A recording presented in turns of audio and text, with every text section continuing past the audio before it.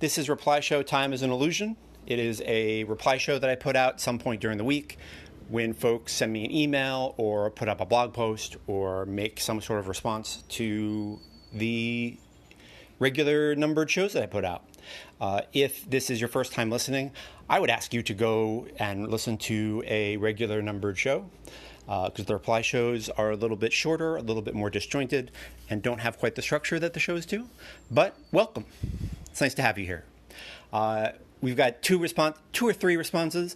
Two of them are being put together because they're both blog posts about the same topic, and one is a brand new listener, Jared. Jared, welcome to the Daydream again, and let's get to it. Here we go. Got some cool responses from episode 53, particularly Inspiration Goat, about the fight between Finn Rizal and Queen Bavmorda in Willow, and the idea of how to bring desperation to fights in role-playing games. I've got two really cool responses. One's from Alex Schroeder, who's I'll put a link to his blog, which is amazing. It's really, really good. But he talks about how that hit points don't really do it for him for desperation, D&D style, but he likes a death and dismemberment table. And I'll read from his blog. Here we go. Here's what's worked for me, Alex says. A death and dismemberment table. That is a table where we roll for dire consequences with the following properties. You roll as soon as you've exhausted some other resource like hit points so that people can enjoy a few exchanges in a fight without desperation.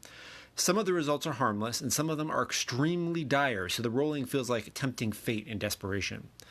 Some of the results have temporary bad consequences that are reflected in the fiction, like falling prone, losing weapons, being stunned. These set the scene. Some of the results have long-term bad consequences for the characters that don't impact their fighting ability, such as cuts, loss of nose, ears, eyes, teeth. Some of the characters have long-term bad consequences for the characters are even harsher, such as loss of limbs. I find that having to roll on the table already underscores how desperate the situation is, even if many of the rolls are harmless or indicate minor consequences. Furthermore, some of the long-term consequences are horrible, even if not mechanically relevant, and that people react to that too.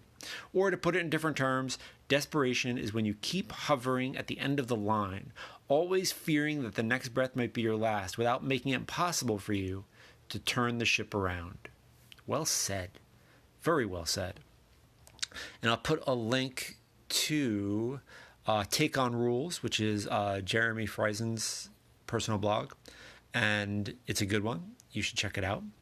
And he talks about a desperate combat in a D&D 4th edition game, which was a game that I really enjoyed, 4th edition. Is it? Are you allowed to say that yet? Are we allowed to have the 4th edition Renaissance? Tell me when. So I'm not going to read it because it's pretty long, but I'm going to put a link to it. You definitely should check it out.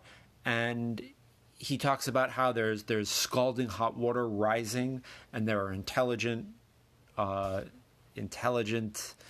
enemies coming, and people were falling, and you have to decide: do I go back and get them? Do I heal them?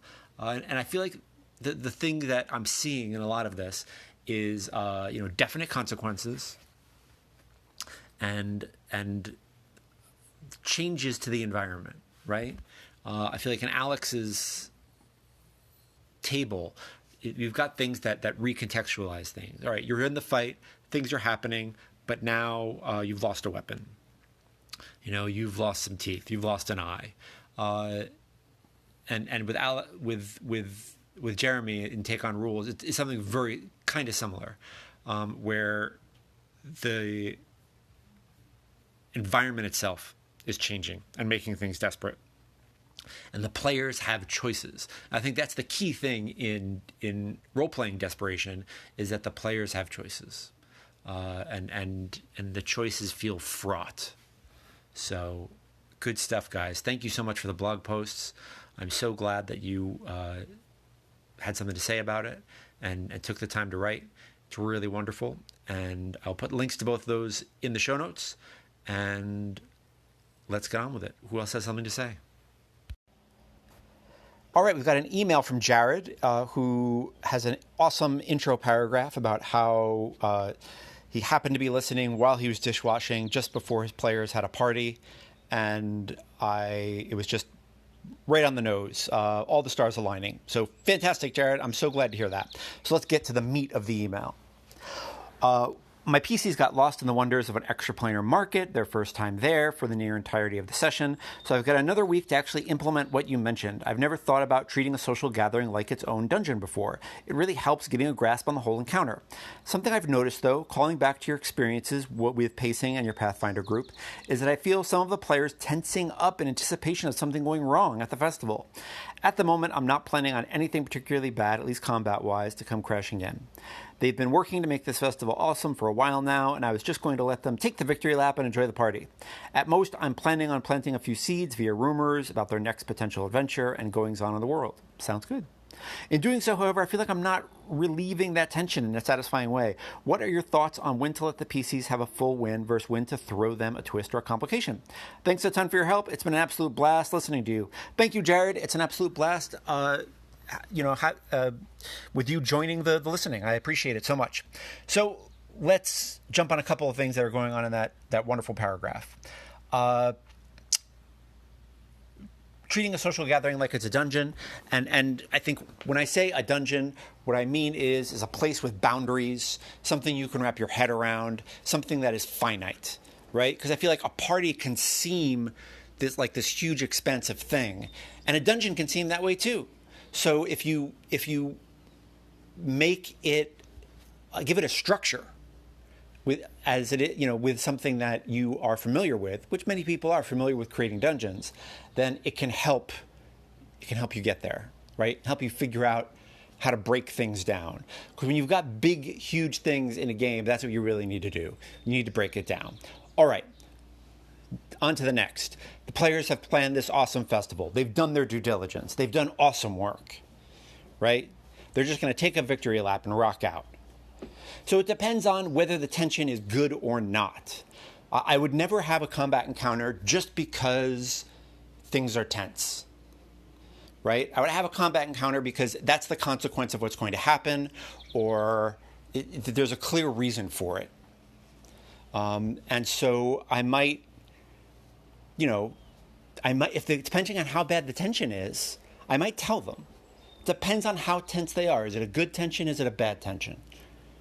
Right? Are they able to enjoy the festival as players? Or are they not able to enjoy it because they're just so sure that something's going to happen? And one of the things you can do when you start the game is go over all the awesome things they've done to make the festival fantastic. And to make sure that the festival is secure and that security is tight. Just go over it. Be like, hey guys, I just want to say it's been amazing watching you guys do this festival. Like, these are the things you've done to keep it safe. And it's really tight. And from what you can tell, it's going to go off without a hitch. Right? And things still happen. You could say to them, hey, something might happen. Something might surprise me. But, from what I'm seeing, I think you've dealt with it. You can even say, hey, what are you worried about? What are you worried is going to happen? And you can tell them, hey, this is what you've done to stop that from happening. And I think it was successful. I think that was really smart. Or you can let them live with a little bit of tension. Depends. People have their dials on realism and in and out of game set at very different places. So it all depends on where your group is, where you are, and how tense they are, good tension or bad tension. But I would definitely never throw combat in because someone's tense. I would throw it in because it makes sense. And if I feel like as the GM, a big part of our job is to throw out the consequences of the world to the players. And if the consequences of the world are an awesome festival, then rock out with an awesome festival. Let them take the victory lap. And you could even say, there are tons of ways to show that in game too, right? Fortune tellers, gods. There are plenty of beings with like a sky-eye view that you can say, hey, you see a sign of an eagle flying over with a snake, and that's a clear sign from your god that that this festival is going to rock. Right?